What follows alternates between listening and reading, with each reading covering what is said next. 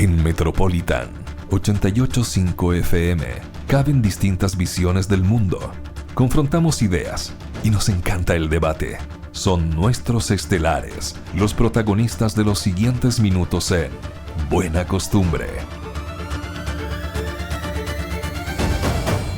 De inmediato le decimos buenos días a Henry Campos, el alcalde de Talcahuano, militante UDI, abogado. ¿Cómo está, alcalde? Buenos días.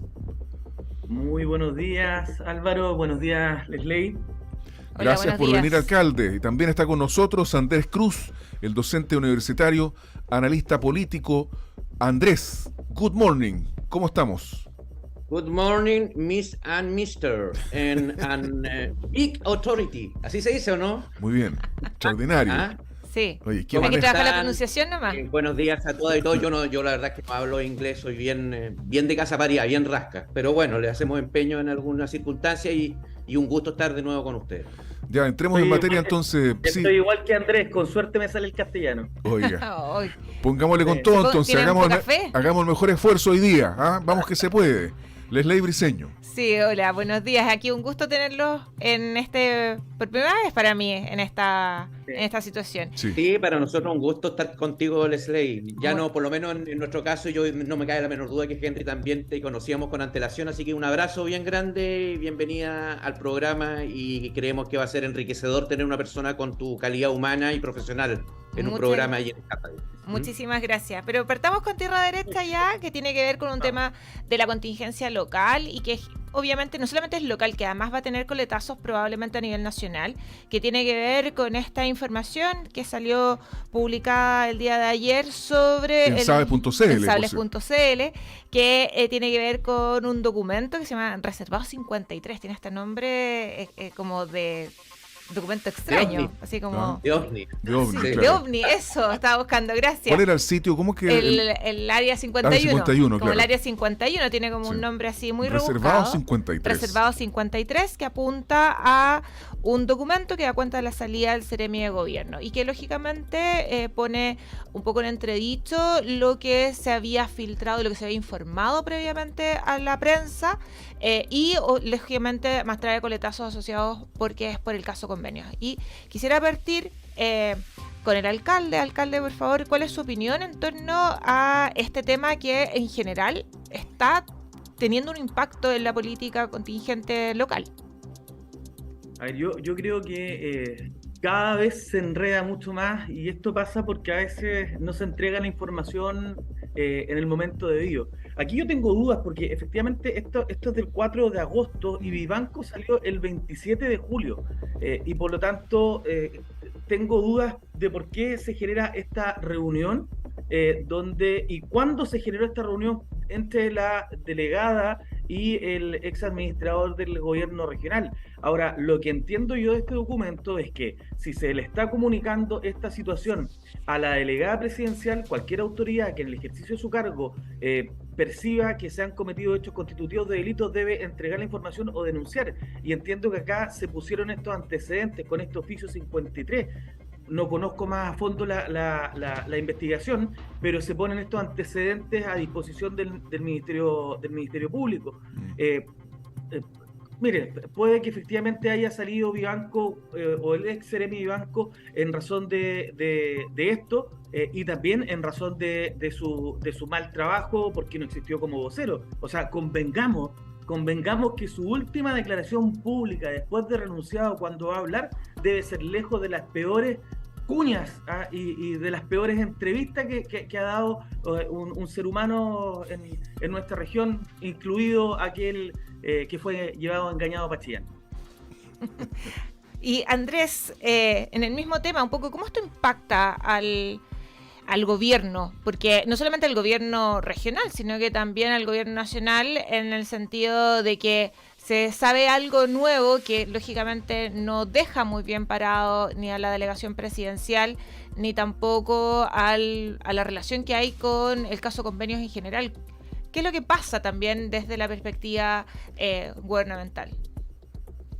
Bueno, aquí creo que hay que hacerse parte quizás de una crítica transversal que no ha sido única y exclusivamente de la oposición en torno a que quizás la falta de experiencia y la actitud o la falta de experiencia unida a decisiones un tanto amateur en estas materias conducen a este tipo de situaciones que son poco claras. Y pudo haber sido, efectivamente, como dice Henry, que las causales que llevaron a pedirle la renuncia al Ceremi fueron múltiples, pero finalmente se trató de enmarcar en factores única y exclusivamente funcionarios, cuando uno ya sabía que también la reunión que había tenido con determinada persona había tenido vinculación o relación con la decisión que se había adoptado. Había que ser muy ingenuo o muy ignorante para poder llegar a una conclusión distinta. ¿Por qué no se transparenta en lugar de tratar de ocultar información como si eso de alguna forma pudiese justificar decisiones políticas?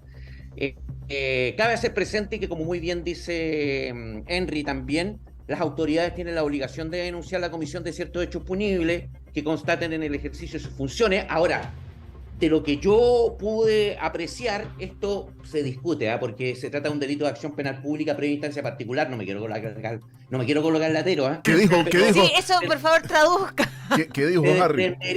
Se desprendería que se trataría de una posible amenaza. Las amenazas únicas y exclusivamente se pueden denunciar por parte de la víctima.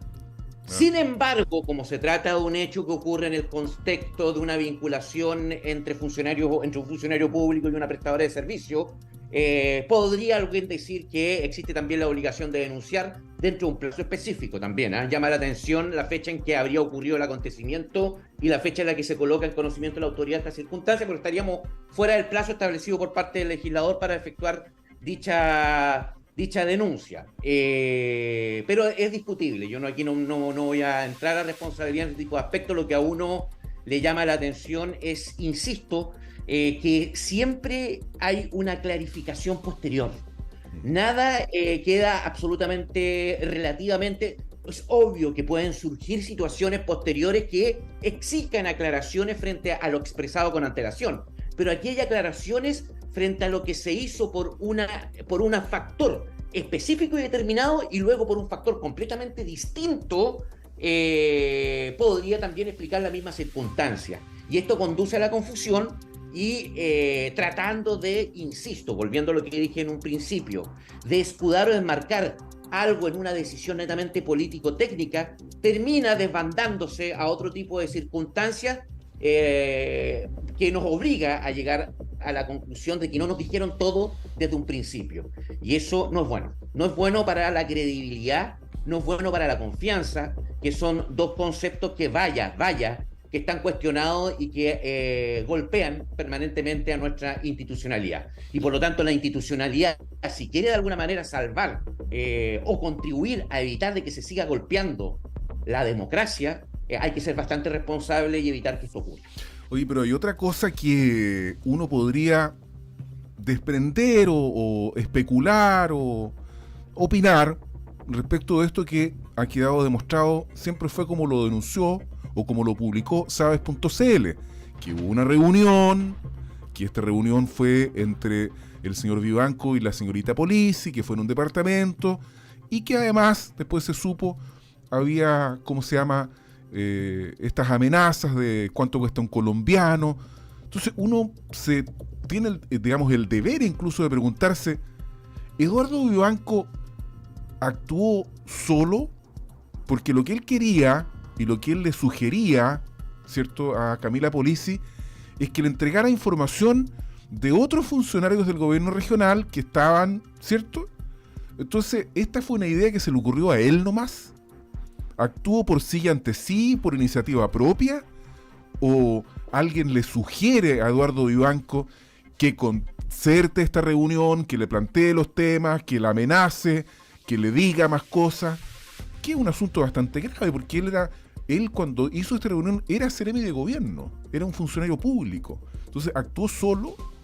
A mí me parece que hay una obligación, más allá de parte de la delegada específicamente, de seguir diciendo que esto fue una parte de una investigación, que no puede pronunciarse porque está en una investigación en curso, de aclarar todos estos hechos, porque, insisto, actuó solo, fue una idea de él, o hubo, como se planteó incluso por parte del propio gobierno regional en su minuto, una especie como de complot del gobierno central hacia el gobierno regional para que le siguieran dando en ese minuto, alcalde?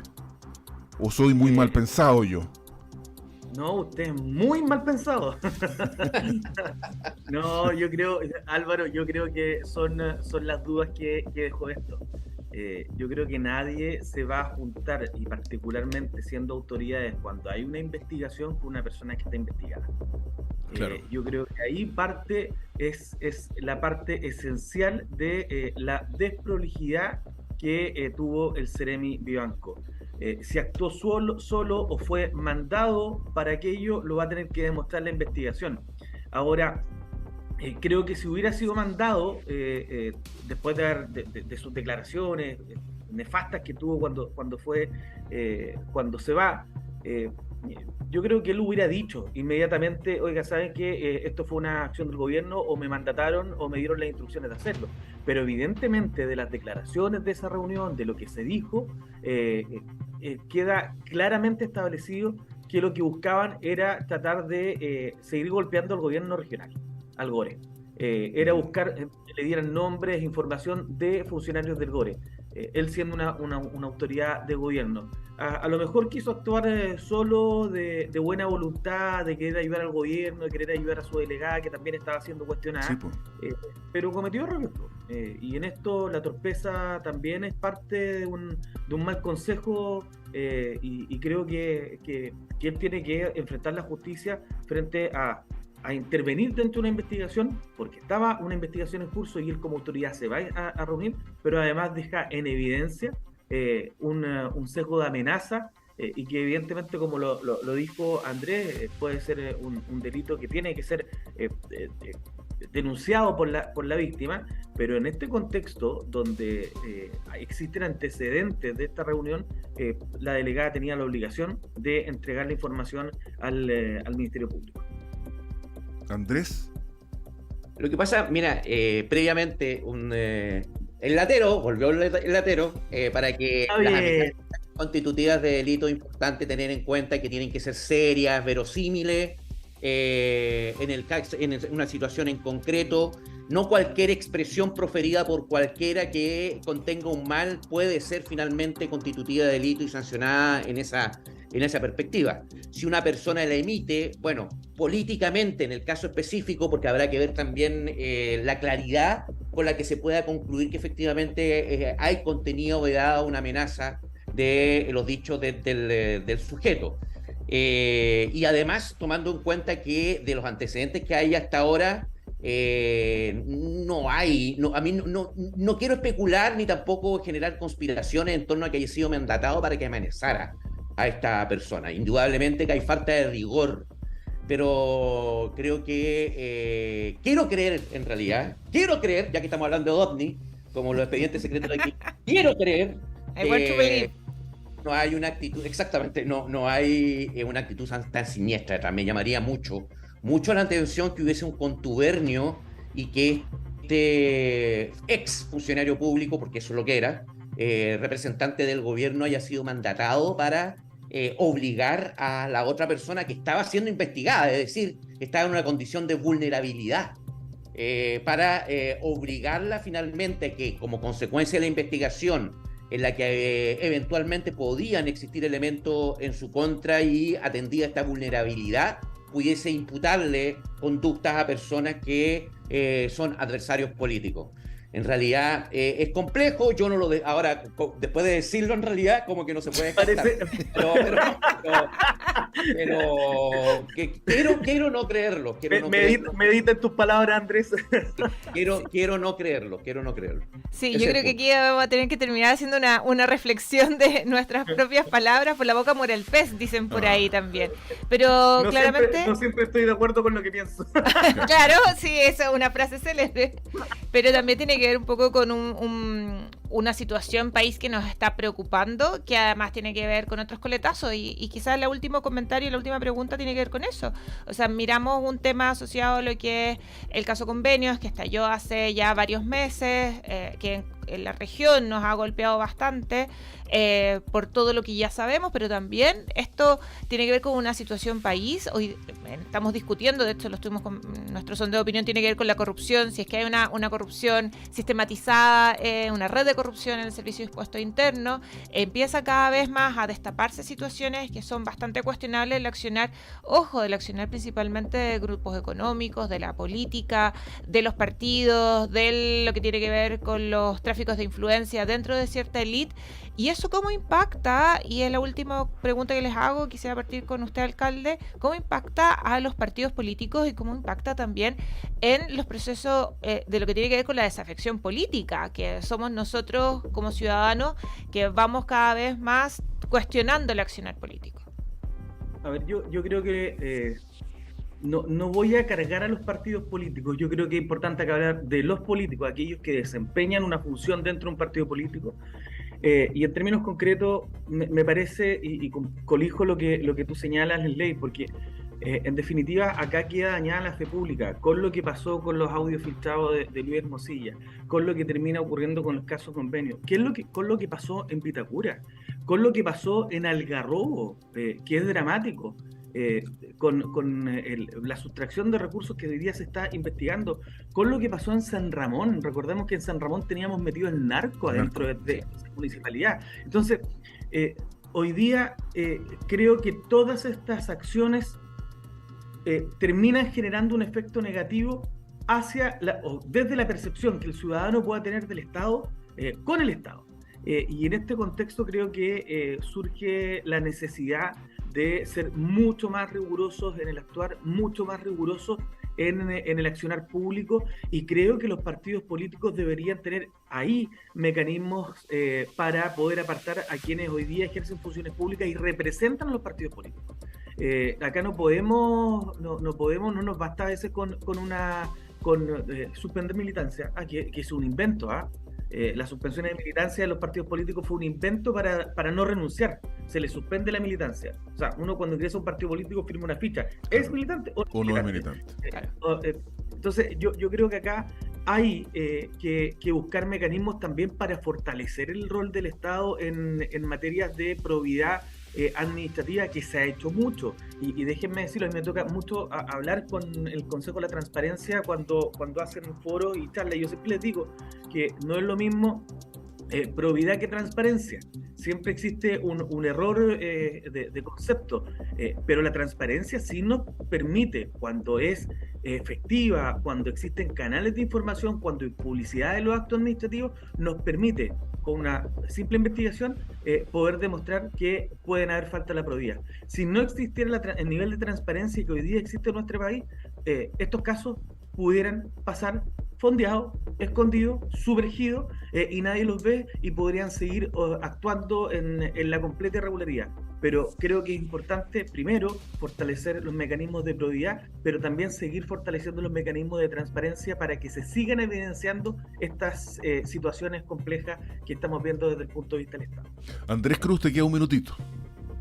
No, muy brevemente manifestar que lo que estamos conversando, fíjense ustedes, las especulaciones que estamos haciendo responden justamente a esta falta de confianza, a esto de que no somos capaces ya de darle un nivel de credibilidad o de buena fe a estas reuniones respecto a las cuales nosotros no tenemos acceso o no somos capaces de ver.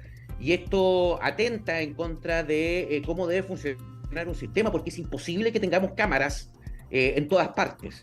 Es esencial que existan lugares en los que las personas conversen y lleguen a acuerdos, y que no todo el mundo esté viendo cómo se producen este tipo de circunstancias. Estas acciones o conductas que se han develado, y que lamentablemente lo conversábamos en el programa anterior, no son algo que nos debería sorprender, porque existen, se dan, pero eso no implica que sea sinónimo de generalizar.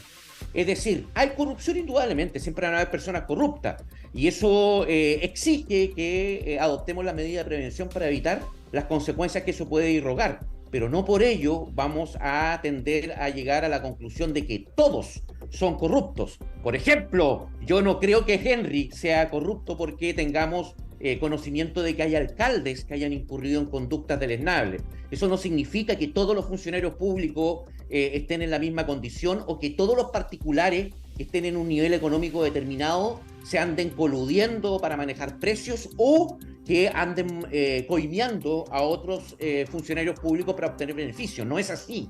Pero justamente estos episodios, y cuando más aún cuando no se aclaran o se reiteran en el tiempo, implican que tengamos que conversar en términos tales de que nos preguntemos, en un caso específico como el que estamos abordando, ¿este individuo actuó solo o alguien lo mandó? ¿O actuó coludido con otros? ¿Se dan cuenta? Y eso es riesgoso porque pone en entredicho justamente, de nuevo, la institucionalidad y la democracia que no cae del cielo y hay que resguardarla para evitar de que llegue un populista el día de mañana y con recetas mágicas pretenda adoptar soluciones que lamentablemente nos van a conducir a vivir situaciones que van a restringir o recortar nuestros derechos que ha costado tanto que queden instalados. Gracias por la lucidez del debate de los jueves, alcalde Henry Campos y Andrés Cruz. ¿Sabes lo que me pasa? Y para cerrar, el problema es cuando empezamos a normalizar esto y nos terminamos acostumbrando. Y después vamos a ver esto como que si fuera normal en nuestra sociedad. Y me acuerdo, a lo mejor lo voy a tirar como chiste, pero no sé si se acuerdan ustedes del alcalde Diamante en Los Simpsons. Pero exactamente, la turba furibunda, furibunda, que finalmente llega a adoptar decisiones inútiles, y la segunda, y le recomiendo mucho ese capítulo, las soluciones de la patrulla antioso. Es decir, nos vemos un oso una vez y todos los recursos para tratar de exagerar la solución y nos quedamos sin tomar en consideración otros aspectos, otras problemáticas. Hay que tener mucho cuidado. Muy sabio los Simpsons. Los Simpsons lo dicen en el futuro, dicen. Y además, ¿cuál era el lema del alcalde Diamante? Corruptus in extremus. Entonces terminaban validando la acción corrupta. Entonces yo creo que es importante atacar estas situaciones de corrupción y fortalecer los niveles de transparencia y probidad en nuestro país, o si no, vamos a llegar a eso, a que no sea común, o más bien dicho, que sea común ver a personas corrompidas y en cargos públicos. Gracias, alcalde, gracias, Andrés. Muchas gracias, alcalde. Chao, Andrés. Hasta pronto. Chao, que estén bien.